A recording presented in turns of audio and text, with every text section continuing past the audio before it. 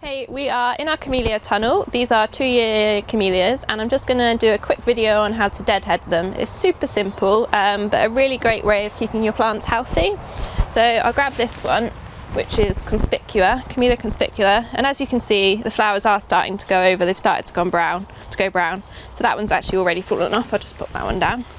So literally all you need to do is grab the flower by the base, which is like just here, just above the leaf. And you can just roll it, and as you can see it will just leave the bud there.